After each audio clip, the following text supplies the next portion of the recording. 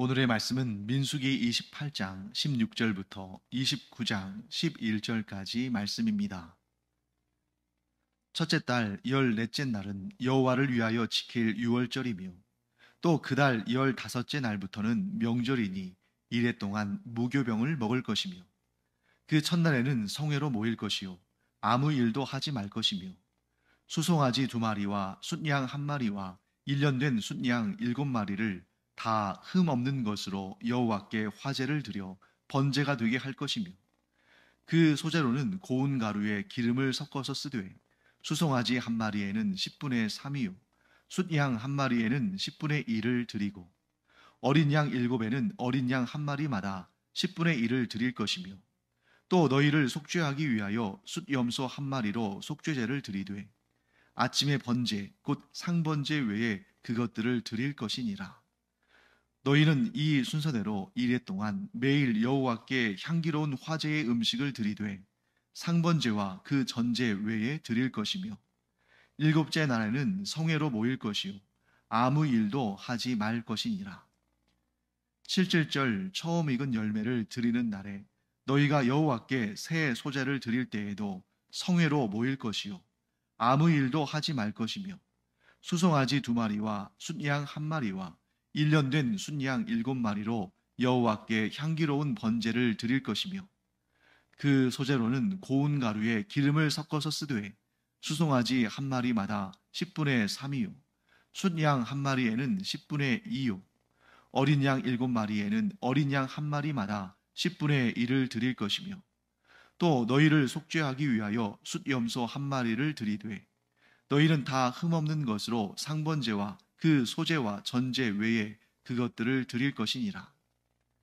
7째 달에 이르러는 그 달 초하루에 성회로 모이고 아무 노동도 하지 말라.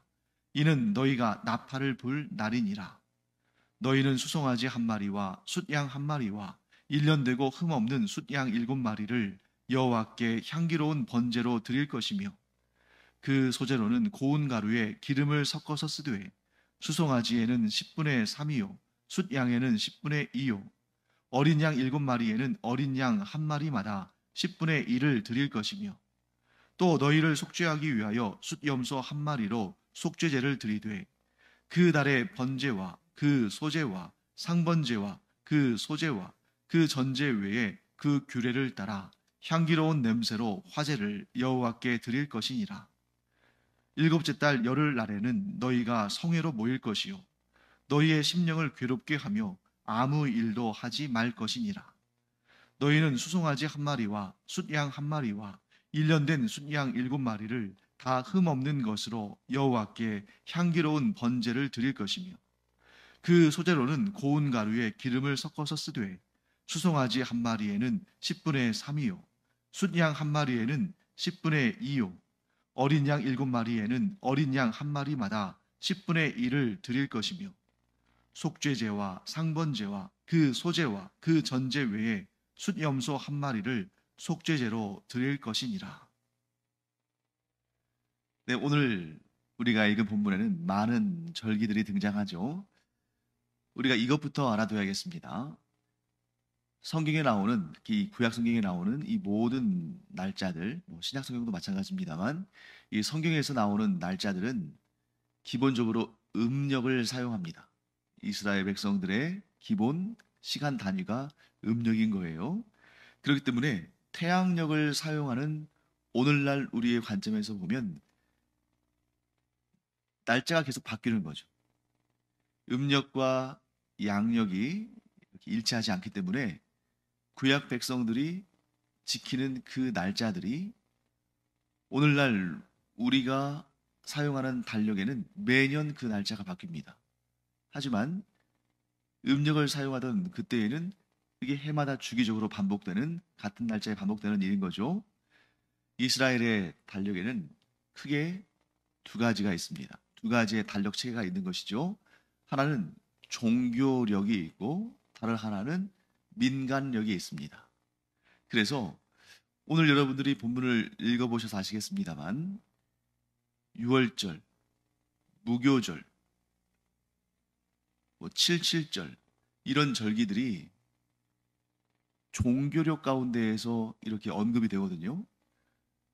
그래서 1월, 자, 유월절과 무교절, 곧 출애굽과 관련된 사건으로 1월이 시작이 됩니다.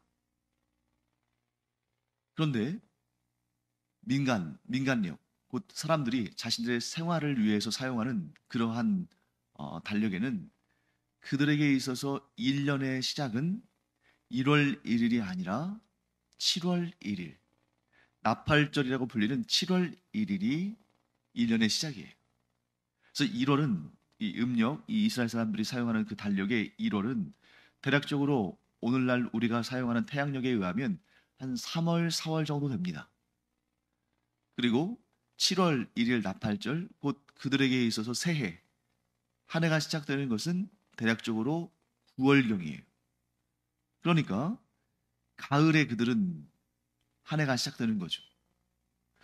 마치 이제 외국에서 이 학년이 바뀌는, 새 학년이 시작되는 때가 한 9월 정도 되는 것처럼 이 이스라엘의 민간력에 있어서는 한 해의 시작이 그들의 달력으로 1월 1일이 아니라 7월 1일이다. 이게 이제 민간력입니다. 반면에 종교력은 1월, 유월절과 무교절이 있는 1월이 그 달이 1월이다. 그 달로부터 시작된다. 이렇게 보는 거죠. 그래서 종교력의 같은 경우는 이제 유월절과 무교절이 굉장히 중요하고 그 의미는 뭡니까? 애굽에서 하나님께서 이스라엘 백성들을 구원하신 그 달을 종교력의 첫 달이다. 이렇게 정하는 거죠. 자, 그러면 왜 유월절을 1월 1일로 하지 않고 1월 14일로 했을까? 무교절이 1월 2일부터 시작되는 것이 아니라 왜 1월 15일부터 시작되었을까?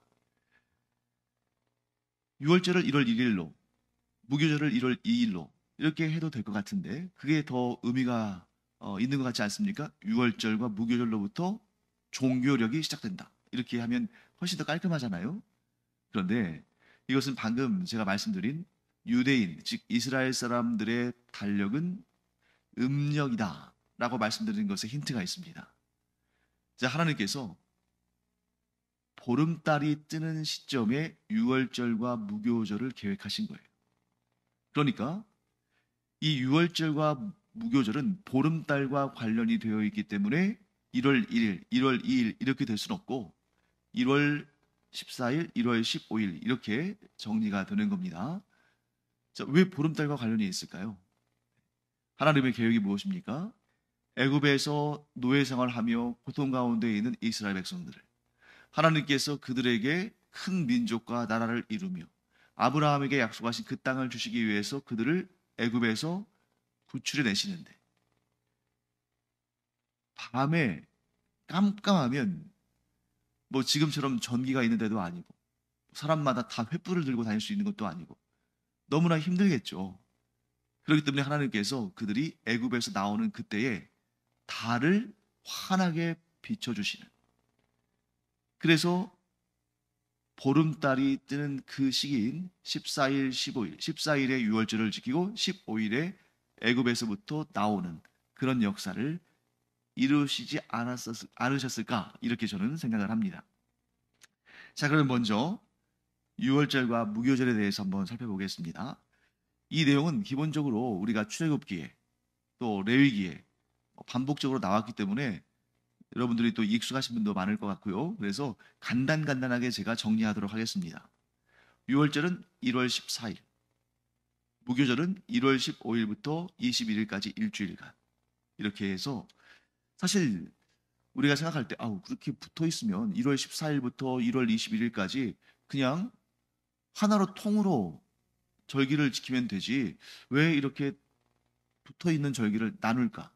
네, 그 의미가 좀 다르기 때문이에요. 그리고 그것이 지켜지는 장소도 좀 다른 거죠. 자, 유월절은 기본적으로 여러분들이 오늘 본문을 보시면 아시겠습니다만 유월절에 행해지는 이스라엘 백성 전체의 제사에 대한 언급은 나와 있지 않죠. 왜 그러냐면 유월절 자체는 각 가정에서 이루어지는 그 역사.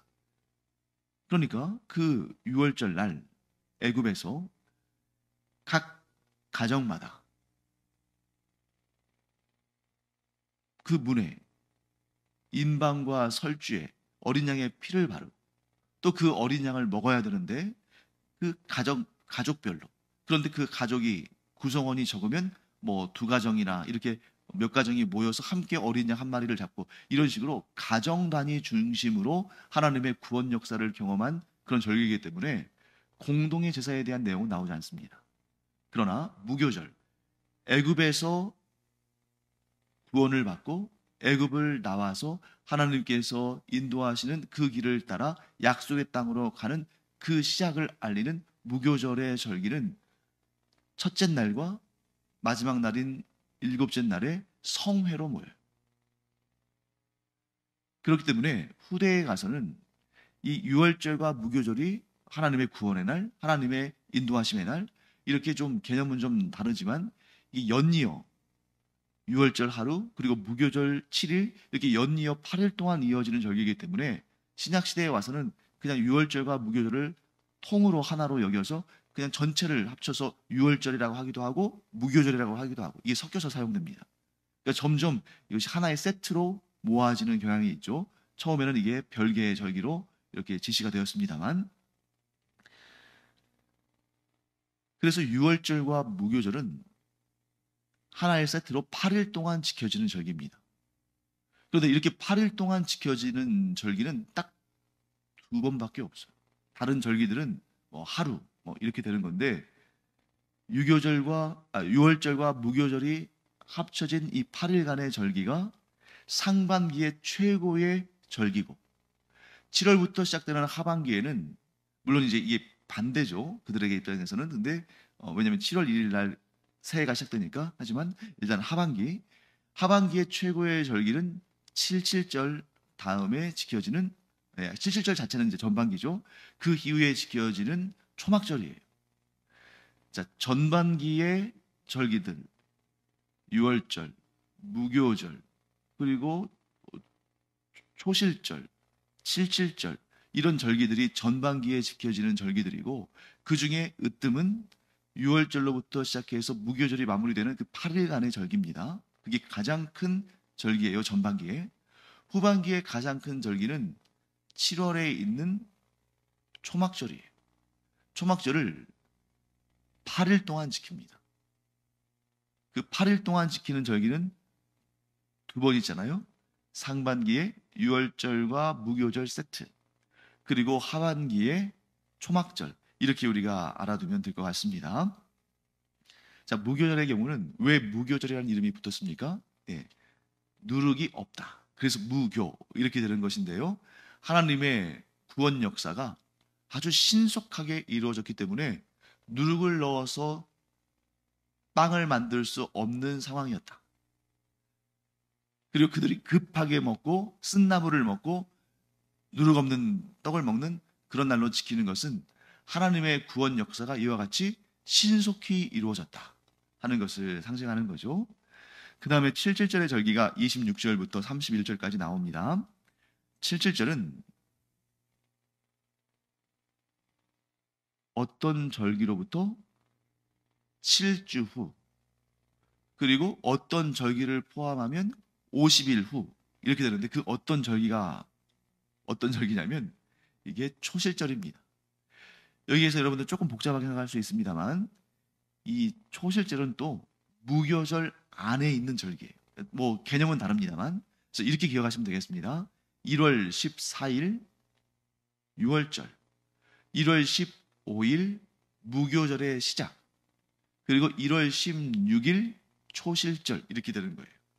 그래서 유월절로부터 따지면 이틀 후가 초실절이고, 무교절로부터 따지면 그 다음 날, 곧 무교절 절기의 이틀째가 초실절입니다. 이 초실절은 뭐냐? 그 이름 자체에서 힌트가 있죠. 초실, 첫 번째 열매, 첫 번째 익은 곡식, 가장 먼저 익고 가장 먼저 추수하는 보리를 의미합니다. 그래서 초실절, 1월 16일의 그 초실절에는 보리의 첫 수확을 의미합니다. 그때로부터 보리를 계속 베어나가요. 그러면서 동시에 밀은 계속 익어가죠. 그래서 이 초실절로부터 7주 후, 곧 50일째 되는 날이 바로 칠칠절 혹은 오순절, 이렇게 되는 것이고, 그 칠칠절 오순절에는 무엇을 수확하냐면 밀을 수확해요. 보리를 처음으로 수확하기부터 시작해서 7주 후 50일째 밀을 수확한다. 이렇게 돼서 초실절은 보리의 수확, 칠칠절은 밀의 수확 이렇게 되는 것이고요. 이스라엘 백성들의 최대의 작물은 그들의 주식은 밀이잖아요. 그래서 밀을 곱게 빻아서 또 빵을 만들어 먹기도 하고, 그래서 뭐 유교병이나 무교병 다 밀가루로 만들고, 그래서 그들에게 밀이 가장 중요한 주식이기 때문에 이 칠칠절이 이스라엘에 있어서 가장 먹는 것에 있어서는 좀 풍성한 그런 절기가 되겠죠. 그래서 추수와 관련해서는 절기가 세 개가 있습니다. 1월 16일에 초실절, 그로부터 7주 50일째 되는 날에 칠칠절 혹은 오순절, 그리고 나중에 초막절을 다른 이름으로 수장절이라고도 하는데, 그 수장절은 가을에 과일이나 열매들을 거두어서 창고에 드리는 절기, 이런 의미를 가지고 있습니다. 자, 그 다음에 이제 하반기로 들어가 볼까요? 하반기. 우리는 하반기지만 이스라엘의 민간적으로는 한 해의 시작이 되는 날이 7월 1일입니다.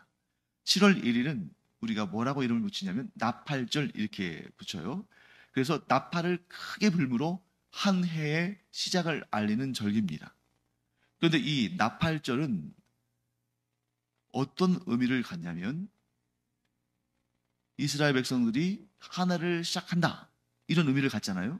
그런데 이 나팔절과 관련돼서 사실 더 중요한 절기는 그로부터 9일 후인 7월 10일입니다. 한 해가 시작되고 열흘째 되는 날이 어떤 날이냐면 대속죄일이에요. 그냥 속죄일이라고도 하지만 이 날이 가장 중요한 날 중에 하나이기 때문에 대속죄일 이렇게 붙입니다.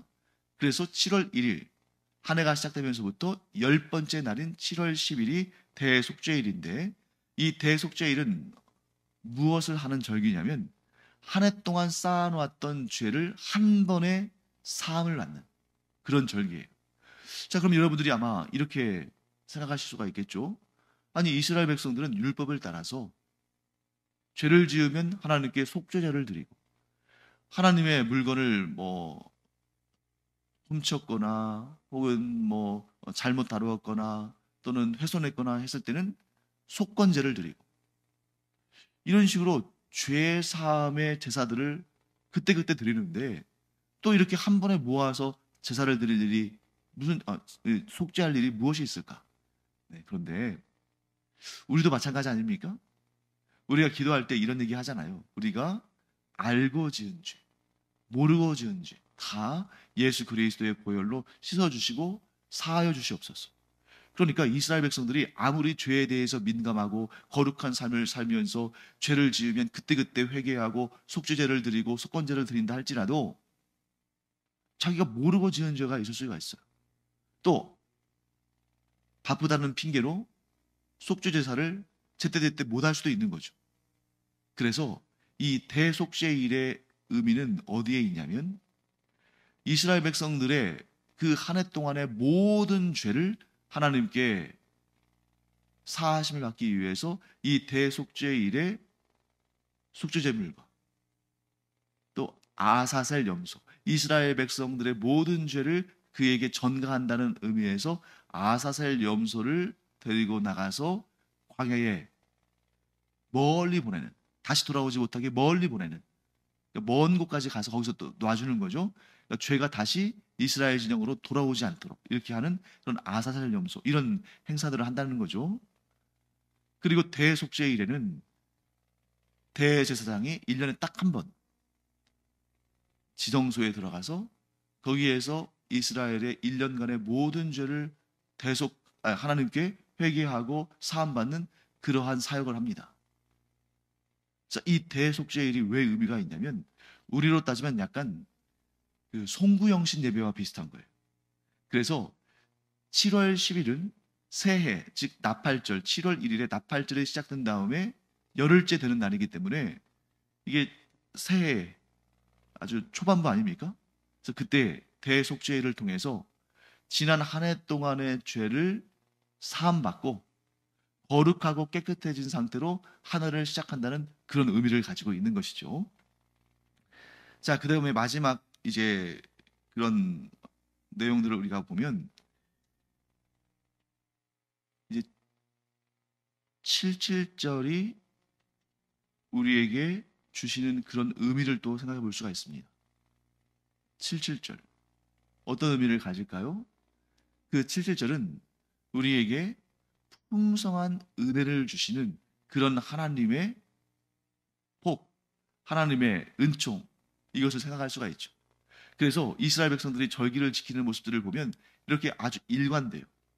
모든 것이 하나님의 은혜로부터 시작해서 유월절, 무교절, 하나님의 은혜로부터 시작된 구원이 그들에게 풍성한 열매를 주시고, 그럼에도 불구하고 그들이 죄를 짓고 살고 있기 때문에 그 죄에 대해서 하나님께 회개하고 하나님의 사하심을 구하면 또 하나님께서 사해 주시고 새롭게 또 출발하게 하시고, 이런 절기들이 해마다 계속 반복되면서 이스라엘 백성들에게 어떤 생각을 심어줍니까? 우리는 하나님의 택하심을 받고 하나님의 은혜로 구원받은 하나님의 백성들이다. 그리고 그렇게 우리를 구원하신 하나님께서 초실절과 칠칠절의 규례들을 통해서 우리를 구원하셨을 뿐만 아니라 이렇게 우리를 풍성한 은혜로 복 주셔서 먹고 사는 일에 아무런 걱정이 없을 정도가 아니라 이런 풍성한 은혜를 날마다 절기마다 누리게 하신다. 그럼에도 불구하고 우리는 사람이기 때문에 하나님의 그 온전하심 앞에서 하나님을 기쁘시게 하지 못하는 그런 죄들을 짓고 살아가는데, 이 죄를 또 하나님께서 용서하기를 원하신다. 그래서 우리가 하나님께로 나아가서 회개하고 이 속죄의 제사를 드리면 하나님께서 그 모든 죄를 사하시고 우리를 다시 정결케 하셔서 새롭게 한 해를 시작하게 하신다. 자, 이런 루틴, 이런 절기의 순환이 그들로 하여금 항상 새롭게 일어설 수 있는, 소망을 가질 수 있는, 하나님께로부터 좀 멀리 떨어졌다가도 다시 하나님께 가까이 나아가는 그런 삶의 패턴을 만들어준다는 거죠. 사랑하는 성도 여러분, 그래서 우리가 주의를 지키는 것도, 아니 내가 예수 믿고 구원받았다는 그 믿음 가지고 있으면 되지, 일주일마다 한 번씩 그렇게 예배를 드릴 필요가 있을까? 또 그렇게 절기를 지킬 필요가 있을까? 또 그렇게 송구영신 예배를 드릴 필요가 있을까? 내가 믿음을 가지고 있으면 되지. 네, 물론 우리가 하나님을 주인 삼고 믿음을 가지고 있으면 우리가 구원을 받죠. 하지만 우리가 사람이기 때문에, 우리가 하나님이 아니고 사람이잖아요.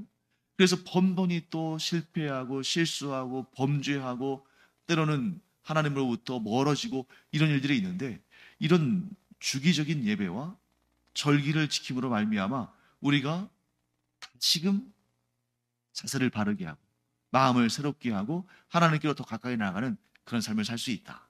이렇게 정리할 수가 있겠습니다. 기도하겠습니다. 하나님, 이스라엘의 절기들을 보면서 형식이 내용보다 중요한 것은 아니지만 그 내용을 지켜내기 위해서 형식도 필요함을 보게 됩니다.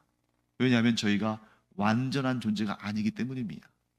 그러므로 저희가 이러한 주일의 예배를 지키는 일, 즉 주일을 성수하는 일, 그리고 절기들의 그 의미들을 새기고 그 절기들을 지키는 일을 성실하게 해나감으로 저희들이 마음을 더욱 새롭게 하고 더욱 하나님께 가까이 나아가는 하나님의 사람들이 되게 하여 주시옵소서.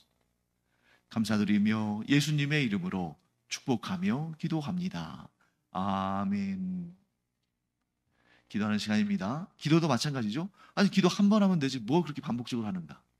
기도를 이렇게 반복적으로 함으로 우리가 하나님께서 내 삶에 어떻게 역사하시고 어떻게 응답하셨는지를 또 보게 되는 거죠. 그리고 감사하게 되는 것입니다. 또 하나님께 구할 마음을 갖는 것입니다.